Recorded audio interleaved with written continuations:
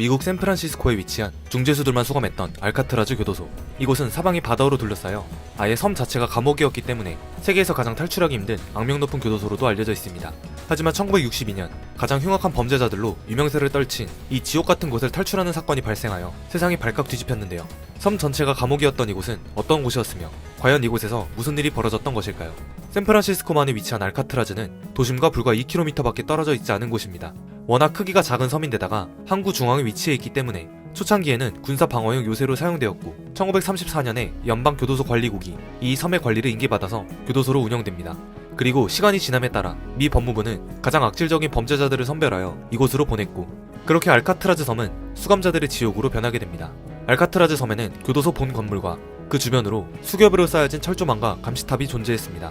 가장 흉악한 범죄자들이 모였기 때문에 이곳은 재소자들보다 더 많은 수의 교도관들이 배치되어 철저하게 감시됐고 교도소의 위치도 시내와 매우 가까웠던 탓에 오히려 교도관들 입장에서는 선호하는 교도소였다고도 합니다.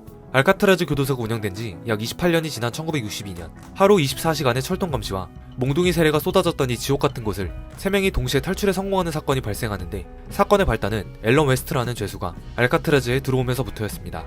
앨런 웨스트는 교도소 내 시설관리로 일하면서 교도관들의 신임을 얻은 죄수였고 그 경험을 바탕으로 감옥 곳곳의 시설물의 위치나 상태에 대해서 잘 파악하고 있는 사람이었습니다. 어느 날 웨스트는 교도소 천장의 환풍기 중 하나가 고장나서 작동하지 않는다는 것을 발견하는데 환풍구가 옥상으로 연결되어 있었기 때문에 그는 이 환풍구를 통해 옥상으로 올라가 탈출하겠다는 계획을 세우게 됩니다. 그리고 탈옥을 같이 시도할 죄수들을 구하기 시작하는데 이 탈옥 계획에 이전 교도소에서 친분이 있던 프랭크 모리스와 이미 수십 번의 탈옥 경험이 있던 존과 클라렌스 앵글린 형제 이렇게 3명이 합류하게 됩니다. 그중 프랭크 모리스는 상당히 머리가 뛰어났는데 IQ 테스트 결과 평균보다 높은 상위 2%의 고지능자였다고 합니다. 이들은 탈출을 한 번에 성공하기 위해 약 2년 동안 복잡한 탈옥 계획을 진행해 나가는데 먼저 손쉬운 소통을 위해 떨어져 있는 각기 다른 4명의 방을 붙일 필요가 있었습니다. 방을 옮기는 것은 교도관들의 재량이었기 때문에 이들은 수개월간 모범적인 생활을 보이면서 교도관들의 환심을 사는 방법으로 4명이 나란히 붙어있는 자리를 형성하는 데 성공합니다. 그리고 본격적으로 방에서 탈출하기 위한 작업에 돌입하였죠. 방을 구석구석 뒤지던 모리스는 깜방에 한 가지 허점을 발견하는데 바로 방 안에 있던 변기와 환풍구였습니다. 교도소 건물은 낡고 바다의 염분 습기 때문에 환풍구를 둘러싼 콘크리트 벽은 그리 단단하지 않았습니다. 시멘트와 철근이 많이 사갔다는 점을 파악한 이들은 환기통을 뚫고 천장을 통해서 탈출하자는 계획을 세우게 됩니다. 이미 알다시피 옥상으로 가는 환풍기 중 하나는 고장나서 작동하지 않고 있었고 마침 깜방 안의 환풍구는 이곳과 연결되어 있었던 것이었습니다. 이들은 먼저 식당에서 훔쳐온 숟가락과 포크를 뾰족하게 갈아 환풍기 주변 콘크리트를 파는 도구로 사용하였습니다. 실제 탈옥에 사용한 도구들을 보면 정말 치밀하게 준비한 흔적들이 남아있었죠. 문제는 이 모든 작업을 들켜서는 안되기 때문에 4명은 2인 1조로 짝을 이루어 한 사람이 벽 파는 작업을 하는 동안 다른 한 사람은 망을 보며 약 6개월이라는 긴 시간 동안 매일 밤 조금씩 콘크리트를 파내야 했습니다. 때문에 환풍구와 똑같은 모형을 미리 제작해서 뚫은 곳을 교도관에게 들키지 않도록 평소에는 모형을 끼워 넣어 그 흔적을 감췄습니다. 특히 이 과정에서는 클라렌스의 역할이 컸는데 그는 여자친구의 얼굴을 그린다는 이유로 여러 교도관들을 구슬려서 모형 환풍구를 꾸밀 수 있는 물감과 페인트 등을 얻었다고 합니다. 수개월간의 노력 끝에 모리스가 가장 먼저 환풍구 콘크리트를 뚫는 데 성공합니다. 그리고 모리스는 교도관이 안 보이는 틈을 타 콘크리트 뒤편으로 들어가 탈출로를 미리 파악하기 시작하죠. 최종 탈출구로 계획된 옥상의 고장난 환풍기도 확인해보지만 이들이 바로 탈출하기에는 한 가지 문제가 있다는 것을 깨닫게 됩니다. 환풍기가 멈춰있는 것은 맞지만 강력한 볼트로 조여져 있어 이를 풀기가 어렵다는 것입니다. 이 볼트를 풀려면 강철을 잘라야 하는 작업이 필요했고 그러기엔 또 시간이 필요했습니다. 게다가 옥상 환풍구는 자신의 방과도 멀리 떨어져 있기 때문에 혹시라도 교도관이 들이닥칠 경우 속수무책으로 걸릴 수밖에 없었습니다. 이를 위해 모두가 잠든 시간을 확보해야 했고 굴 안으로 들어갔을 때도 교도관에게 사라진 사실을 들키지 않을 뭔가가 필요했습니다. 그렇게 이들은 위장 인형을 만들어 마치 자신들이 침대에서 자고 있는 것처럼 교도관을 속이기로 결정합니다. 이 위장 인형을 자신들과 똑같은 모습으로 구현해내기 위해 주워온 종이와 비누, 석고보드로 머리 형태를 만들고 미리 구해둔 물감으로 사람의 피부를 연출했습니다. 그리고 교도소 내 이발소에서 실제 사람 머리카락을 주워와 인형의 머리에 심어 위장용 인형을 완성하였죠. 이들이 제작한 인형은 얼핏 봐서는 정말 사람 형태로 볼 수밖에 없을 정도로 정교했습니다. 그 후 청소기 안에 있던 모토를 사용해 수제 드릴을 만들어 강철까지 잘라내는데도 성공함으로써 그들은 교도관들에게 들키지 않고 최종 탈출구까지의 루트를 확보하게 되었습니다. 모든 준비가 완료된 1962년 6월 11일 저녁 9시에 소등이 되자마자 그들은 약 2년간 준비한 탈옥을 시도합니다. 먼저 각자 방에 미리 뚫어놓은 환풍구를 통해 옥상 환풍기로 이동합니다. 그런데 이 과정에서 웨스트가 도착하지 못하는 상황이 발생하는데 위장용으로 설치한 방 환풍구의 시멘트가 그대로 굳어버려 아예 방에서조차 나오지 못한 것이었습니다. 이에 나머지 3명은 난관에 빠진 웨스트를 그냥 둔 채 그대로 탈출을 감행하게 되고 그렇게 웨스트는 허무하게 탈출에 실패하게 되죠. 옥상에 도착한 3명은 미리 떼어둔 환풍기를 열고 옥상 바깥으로 탈출합니다. 그리고 감시탑의 경계를 피해 그대로 옥상을 가로질러 벽에 파이프를 타고 내려옵니다. 미리 준비한 천을 활용해 철조망 울타리까지 넘는데 성공한 이들은 샌프란시스코를 바라보는 바위까지 이동하였습니다.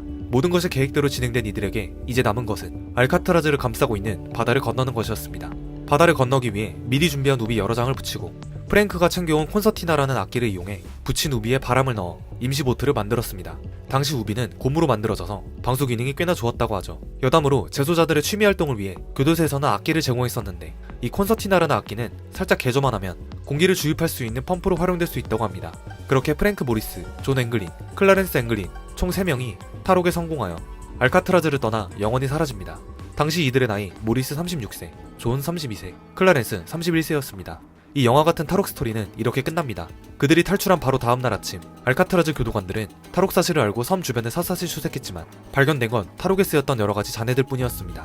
이후 FBI와 샌프란시스코 경찰들도 연계하여 3사람이 머물 만한 육지와 섬을 전부 뒤졌지만 역시 이들을 발견하지 못하였고 아마도 바다에서 저체온증으로 모두 사망했을 것이라고 밝혔습니다. 기발한 방법으로 지상 최악의 교도소를 탈출했지만 그대로 흔적도 없이 사라져버린 이 실화는 곧 대서특필되어 전 세계로 퍼졌고 오늘날 가장 유명한 탈옥 사건으로 남게 됩니다.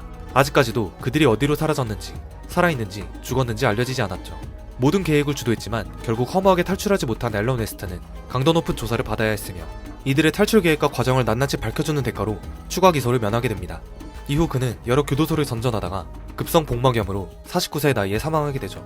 아이러니하게도 이 사건이 일어난 다음 해인 1963년에 알카트라즈는 유지비 등의 문제로 폐쇄되었고 현재는 미 정부에 의해 국립공원으로 지정되어 매년 100만 명 이상이 방문하는 인기 관광지로 유지되고 있습니다. 탈출에 성공한 3사람은 과연 어떻게 되었을까요?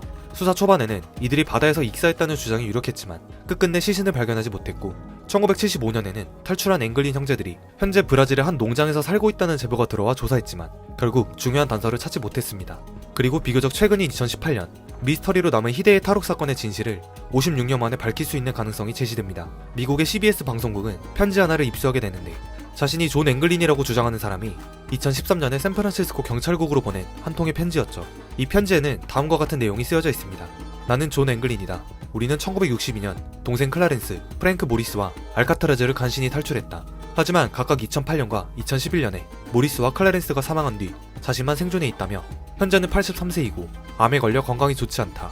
만약 TV에 이 편지를 발표한다면 1년 내 감옥으로 가서 치료를 받겠다. 내가 정확히 어디에 있는지 알려주겠다. 농담이 아니다. 라는 내용이었습니다. 하지만 미 연방법원 집행관 측은 편지에 가치가 없다는 입장이며 FBI가 편지의 필적과 지문, DNA를 검사했지만 결정적이지 않다고 밝혔습니다.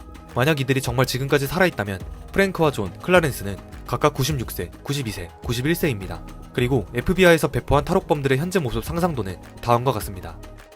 한 명도 아니고 3명이나 되는 인원이 시체는커녕 어떠한 흔적도 없이 사라져버린 이 기상천외한 탈옥 사건의 진실은 과연 무엇일까요?